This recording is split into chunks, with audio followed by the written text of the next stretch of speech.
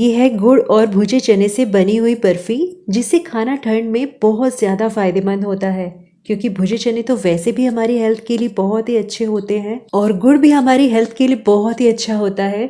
तो गुड़ और भुजे चने को मिलाकर तो ये गुड़ों का खजाना ही बन जाता है। तो इसे हमें ठंड में ज़रूर बनाना चाहिए और इसे बनाकर हम 15 से 20 दिनों तक आराम से खा सकते हैं और फ्रिज में रखकर महीनों तक इसे खा सकते हैं। तो इस बर्फी को बनाने के लिए सबसे पहले हमें भुजे चने ले लेने हैं और इनका छिलका हमें अलग कर लेना है। वैसे मार्केट में बिना छिलके के भी भुजे चने मिलते हैं, तो मैं उनका यूज कर रही हूँ। वैसे चनों को पहले मसल कर और फिर इन्हें फटक कर छिलकों को हम खुद भी अलग कर सकते हैं। और साथ में मैंने 350 ग्राम गुड़ की शक्कर ले ली है, या फिर हम गुड़ को कूट कर उसका यूज भी कर सकते हैं। और बर्फी को और ज्यादा न्यूट्रिशियस बनाने के लिए इसमें हम ऐड करेंगे 2 कप मखाने। मेजरमेंट पे देखा जाए तो ये 30 ग्राम्स है। तो सबसे पहले हमें इन्हें ड्राई रोस्ट करना है क्रिस्प होने तक। तो यहाँ पर मैंने फ्लेम को मीडियम रखा हुआ है। तो इन्हें भूनते हुए 6 से 7 मिनट हो गए हैं। इनका हल्का सा कलर चेंज हो गया है। मखानों को चेक करने के लिए कि ये प्रॉपरली रोस्ट हुए हैं कि नहीं, हमें एक मखाना हाथ में लेना है और उसे इस तरीके से प्रेस करके देखना है। अगर ये पाउडर्ड फॉर्म में आ रहा है, इसका मतलब मखाने प्रॉपरली रोस्ट हो चुके हैं। तो यहाँ पर मखाने प्रॉपरली रोस्ट हो चुके हैं, तो इन्हें हम एक प्लेट में निकाल लेंगे ताकि ये जल्दी से ठंडे हो जाए। तो जब तक ये मखाने ठंडे होंगे हम बाकी चीज़ों की प्रिपरेशन कर लेते हैं। तो सबसे पहले जो भुजे चने हमने रखे हुए हैं उन्हें हम ग्राइंड कर लेंगे। तो यहाँ पर चनों को मैं पल्स मोड पर ग्राइंड कर रही हूँ।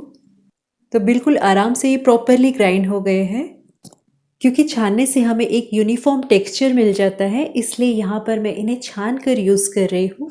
वैसे तो अगर हम इन्हें नहीं भी छानेंगे तो भी बर्फ़ी बन जाएगी, पर छानने से टेक्सचर ज़्यादा अच्छा आता है, इसलिए यहाँ पर मैं इन्हें छान कर यूज़ कर रही हूँ। और अब मखाने भी ठंडे हो गए हैं, तो उन्हें भी हम ग्राइंड कर लेंगे। तो मखानों को ग्राइंड करने के बाद इन्हें भी हम उसी तरीके से छान लेंगे जैसे हमने चनों की मिक्सचर को छाना था। तो दोनों मिक्सचर को मैंने यहाँ पर मिला दिया है और अब हमें लेना है यहाँ पर एलमंड्स और इन्हें भी हमें ग्राइंड कर लेना है। एलमंड्स को भी हमें पल्स मोड पर ग्राइंड करना है ताकि इनमें से ऑयल रिलीज ना हो। और इन्हें मैंने ग्राइंड कर लिया है। और अब मैंने लिया है यहाँ पर एक नटमेग, जिसे कि जायफल भी कहते हैं, और इसे हम ग्रेट करके यूज़ करेंगे। तो जायफल कम ही डाला जाता है, यहाँ पर मैं 1/4 टीस्पून के आसपास इसे ग्रेट कर रही हूँ। और अब बनाएंगे सिरप।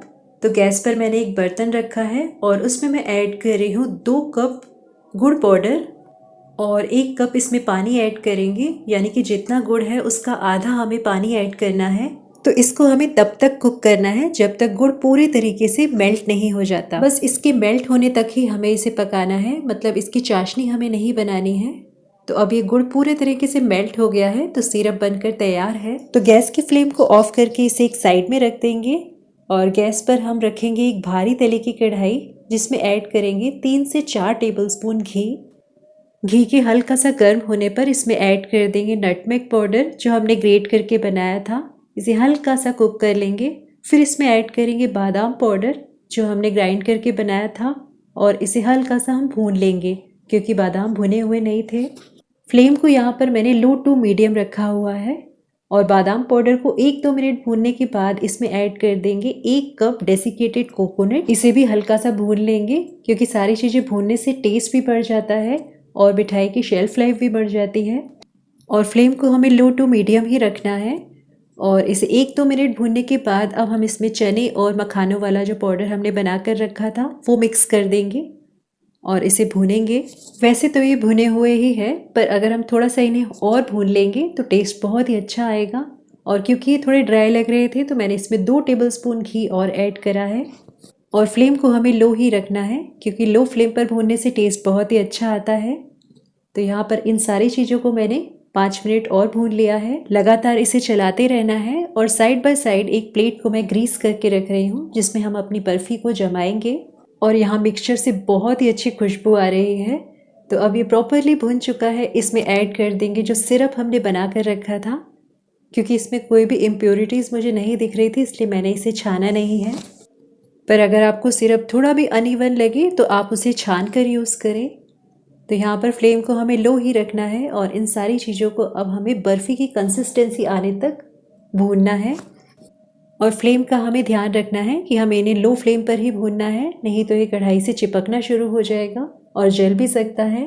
तो ये सारा मिक्सचर एकदम से ड्राई सा होना शुरू हो गया है। तो अब लास्ट में हम इसमें इलायची पाउडर ऐड कर देंगे ताकि इसका अरोमा बरकरार रहे और इसे मिक्स कर देंगे। और अब इस मिक्सचर को देखकर आपको लग रहा होगा कि इसकी कंसिस्टेंसी बिल्कुल जमने वाली हो गई है।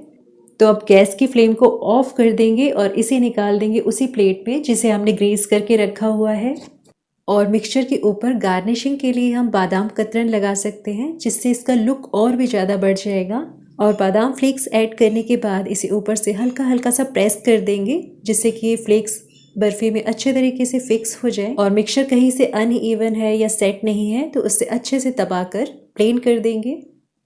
तो यहाँ सारा मिक्सचर मैंने प्लेन कर दिया है और अब इसे हमें थोड़ी देर के लिए छोड़ देना है। तो 45 मिनट्स मैंने इसे ऐसे ही छोड़ दिया था और अब आप इसका लुक देख सकते हैं। इसके पीसेस बहुत आराम से कट हो जाएंगे।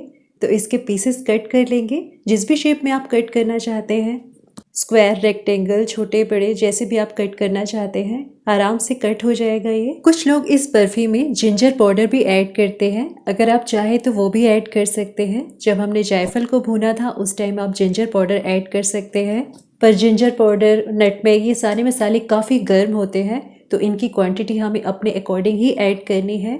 तो हमारी हेल्दी और टेस्टी चना गुड़ बर्फी बनकर तैयार है जिसमें हमने सारे हेल्दी इंग्रेडिएंट्स यूज़ करे हैं। आई होप आपको पसंद आई होगी।